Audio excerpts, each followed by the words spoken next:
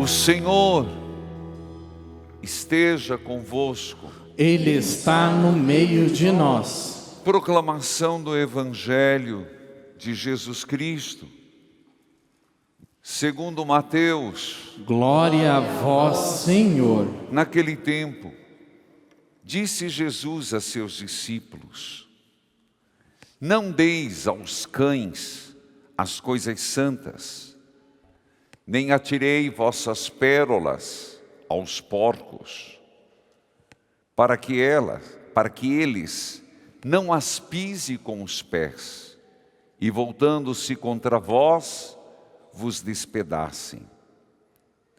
Tudo quanto quereis que os outros vos façam, fazei também a eles. Nisto consiste a lei e os profetas. Entrai pela porta estreita, porque larga é a porta e espaçoso o caminho que leva à perdição, e muitos são os que entram por ele. Como é estreita a porta e apertado o caminho que leva à vida, e são poucos os que o encontram. Palavra da salvação. Glória a vós, Senhor. Que a palavra de Deus perdoe os nossos pecados. Amém. Queridos amados irmãos, é terça-feira de Jesus das Santas Chagas. Sempre nós rezamos por todos, pela salvação do mundo. Mas de modo especial, rezamos pelos líderes mensageiros das capelinhas que já passa de 20.000 no mundo. Rezamos pelas famílias que abrem as casas, os sacerdotes que permitem que essas capelinhas se encontrem nas paróquias, alguns que não, mas rezamos por eles também. E nós estamos aos pés da imagem de Jesus no seu sagrado coração, neste altar belíssimo, que final de semana, esteja frio, com chuva ou não, estaremos aqui. Sábado, a partir da primeira missa às 19h, depois missa meia-noite, sempre entre uma missa e outra, quem não sabe, pregações, excelentes pregações. Eu digo que é a noite que eu não consigo, quero dormir e não consigo, porque são pregações poderosas.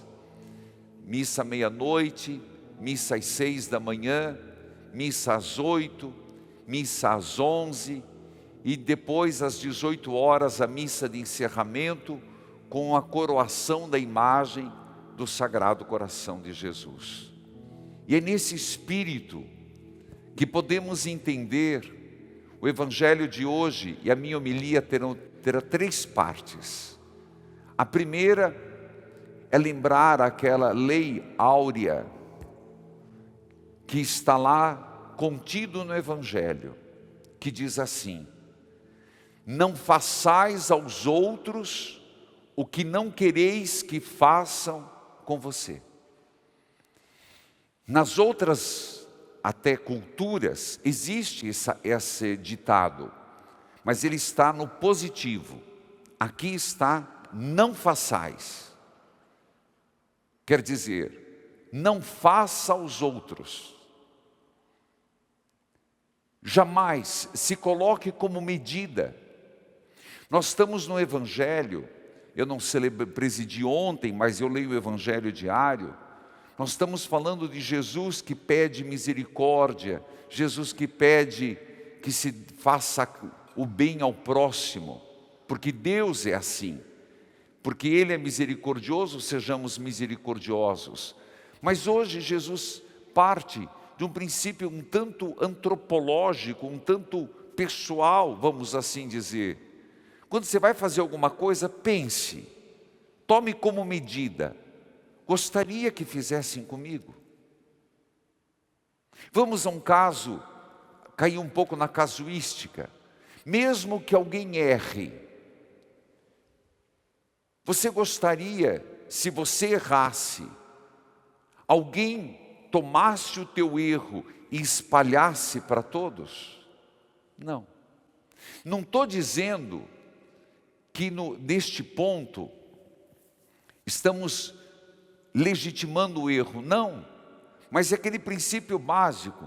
Eu não gostaria que fizessem comigo, que fossem caluniadores, num caso, ou espalhassem minhas fraquezas no outro, ou que fossem comigo quando não me perdoasse. Então, se eu não quero que faça comigo, eu também não vou fazer com o outro, com ninguém. Muito prático. E isso brota deste coração de Jesus manso e humilde. Por isso é chamado a lei áurea, a lei máxima. Isso que é uma palavra mais bonita, um axioma, mas não importa. Isso levar para a vida. Jamais vou fazer para os outros o que eu não gostaria que fizessem comigo. Gente, isso é muito importante, porque tem horas que nós temos que tomar decisões e nós temos que ter balizas. Nós precisamos ter referência. E tem hora que você não tem tempo para tomar a decisão. Age no impulso, age na emoção, age na raiva, age no furor. Então, se você vai, e isso é do coração de Jesus, se você vai estabelecendo na tua mente critérios, valores, você tem por baliza, mesmo que venha o impulso, mesmo que venha a raiva, mesmo que venha essa força de rebater, aquilo rapidamente já está gravado. É como se você estivesse se municiando de valores para agir tal qual. Me fiz compreender? Porque se você não faz isso, na hora em que sobe o sangue, você faz coisas que se arrepende. Mas se você se prepara antes, internaliza antes, mesmo na hora em que sobe o sangue, fala alto o que você sempre desejou. Isso era o segredo de São Francisco de Sales, que era um homem de um temperamento irascível. E pela sua diocese foi tido como um dos homens mais amáveis. Ele trabalhava assim. Segunda parte da minha homilia é o finalzinho do Evangelho. Nosso Senhor diz com muita clareza: procurai o caminho e a porta estreita. Porque a porta larga, muitos vão atrás, mas a porta larga leva à perdição. Jesus usa algo muito fácil de compararmos. Por que uma porta estreita? Porque nós podemos cair num engodo, num erro. Maria vai com as outras. Porque todo mundo faz, então quer dizer que está certo. Isso não é verdade. Não é porque é comum fazer é que está certo. Existem valores que independem se o mundo aceita ou não. Por exemplo, ser honesto, ser justo, buscar a santidade, buscar viver a fidelidade, a vida.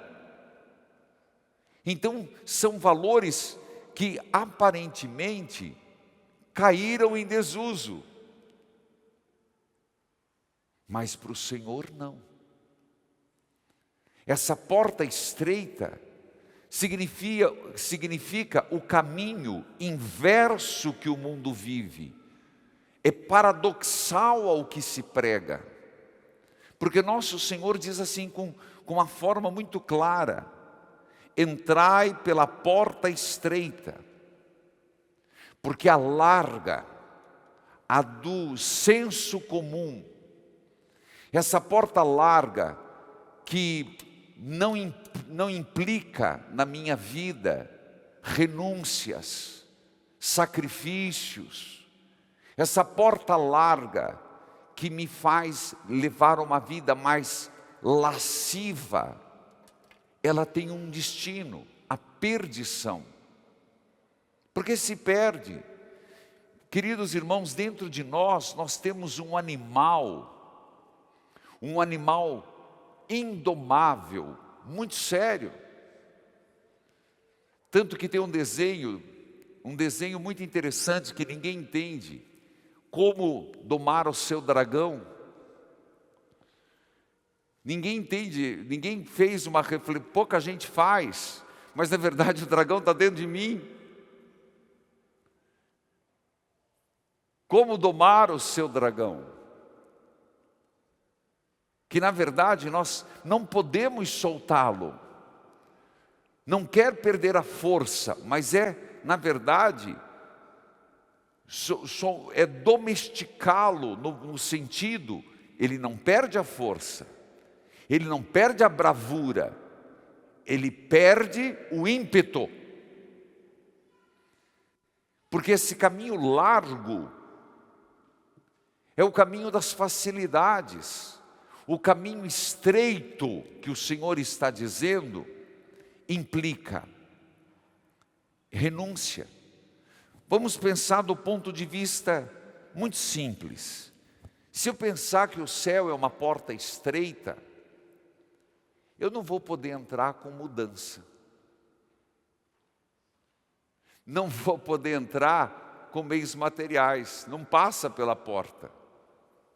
Não vou poder entrar com o ego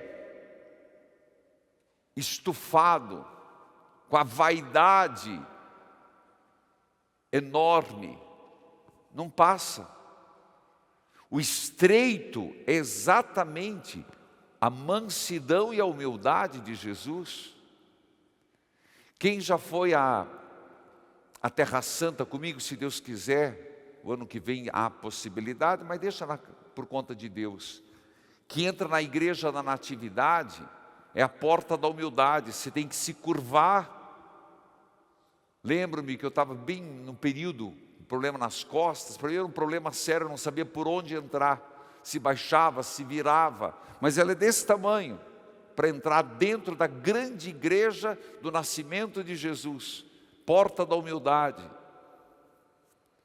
Então a pergunta que fica para nós, nesse segundo tema, eu estou procurando o quê?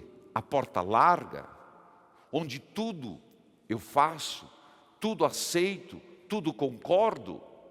Ou a porta estreita, que me implica renúncia, sacrifício, humildade? Não é fácil, mas não é impossível. Só que nós sempre pensamos que isso é para o futuro.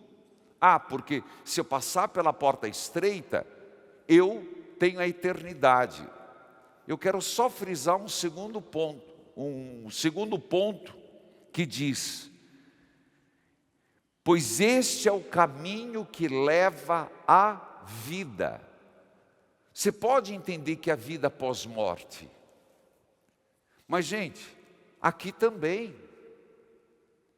a nossa vida aqui, nós somos mais leves se vamos pelo caminho estreito, bem mais leves, somos mais felizes, somos menos pretensiosos, menos ansiosos, as nossas expectativas não nos frustram tanto.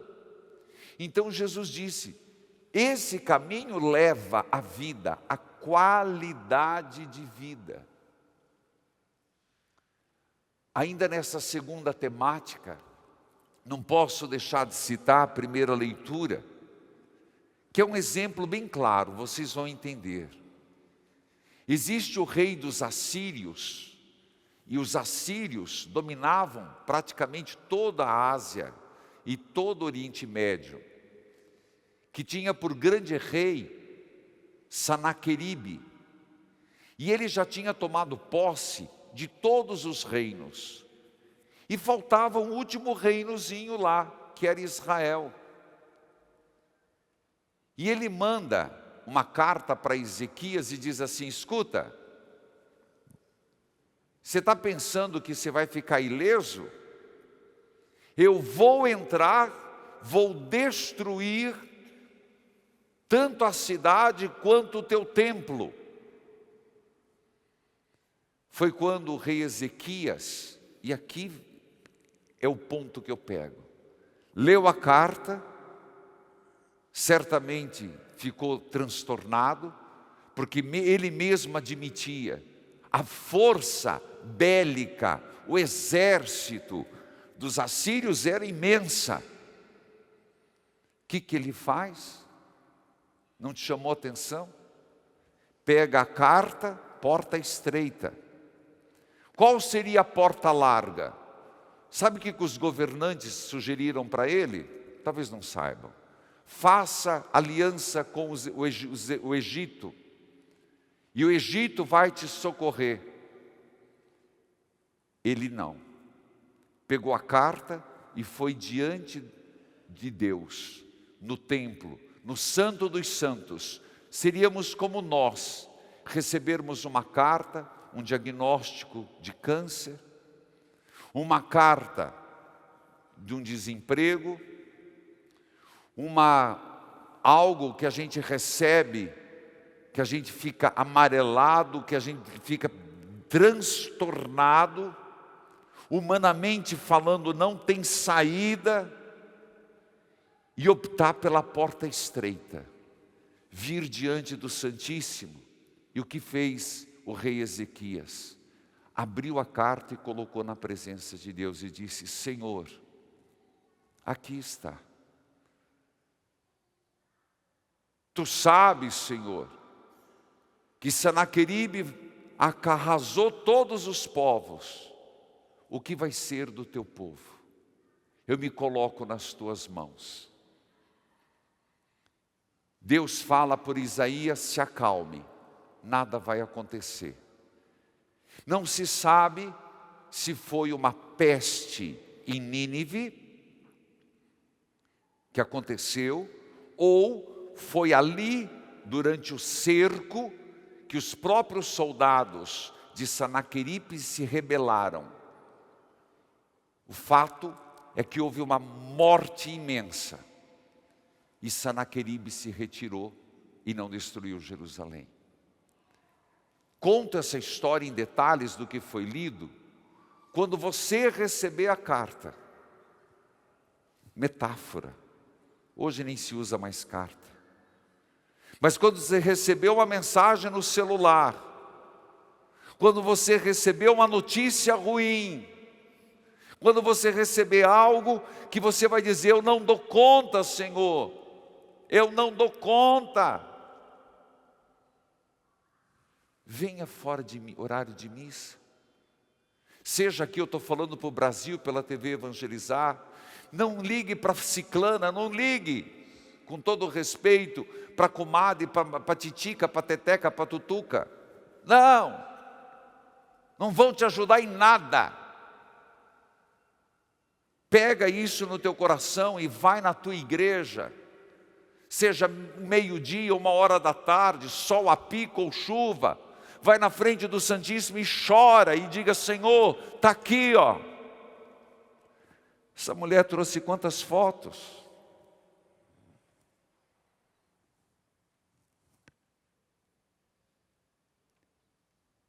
E quantos nas 24 horas virão com tantos pedidos? É fazer o que o rei fez: Senhor, faça. E o Senhor faz.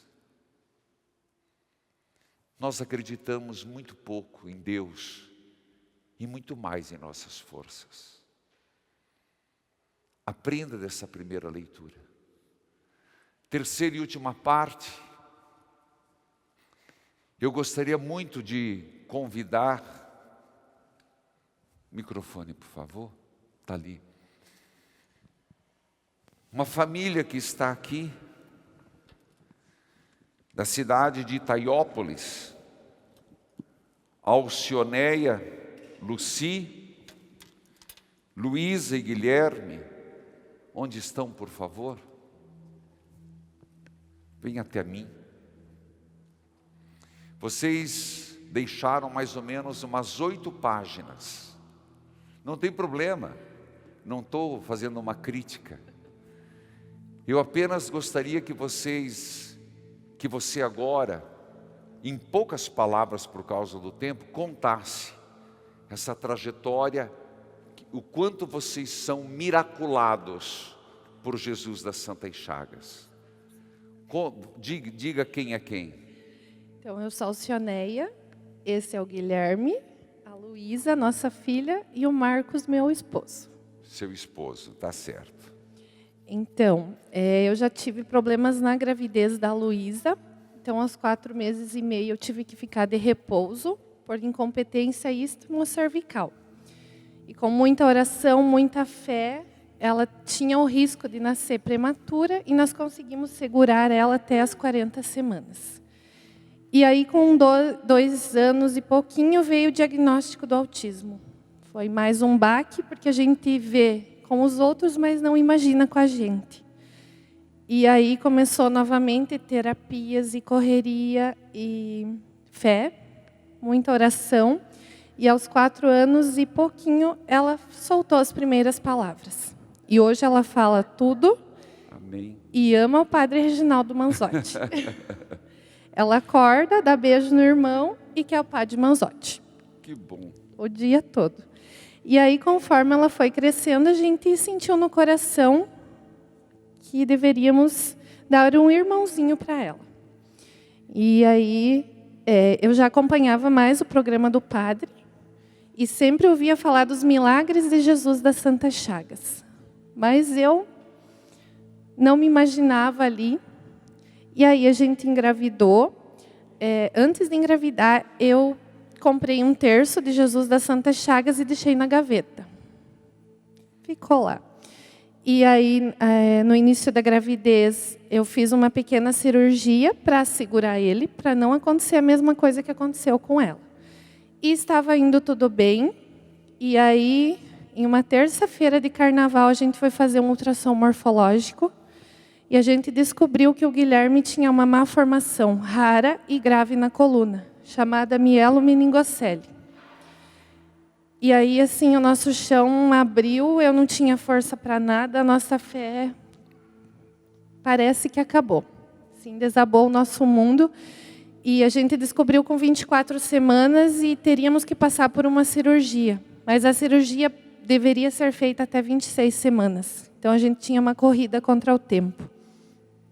E aí, descobrimos na terça-feira, confirmamos o diagnóstico numa outra terça-feira e tínhamos que ir para São Paulo fazer essa cirurgia intraútero. A cirurgia aconteceu numa terça-feira. Mas eu não imaginava o porquê da terça-feira.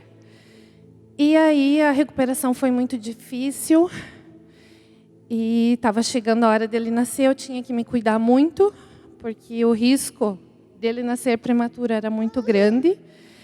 E no dia 26, numa segunda-feira, eu tinha um ultrassom marcado, e eu não sei porquê, eu perdi esse ultrassom. E o ultrassom aconteceu no dia 27 de maio. Durante o ultrassom, descobriram que ele estava em risco fetal. Então, ele estava ali em risco e teria que ser feita uma cesárea de emergência. Então, ele nasceu numa terça-feira. E aí ele não precisou de UTI, graças a Deus. Os médicos assustaram, falaram que ele precisaria de UTI. Ele só foi para o intermediário, ficou lá e ganhou alta na próxima terça-feira. Então, assim, tudo aconteceu na terça-feira. E por quê?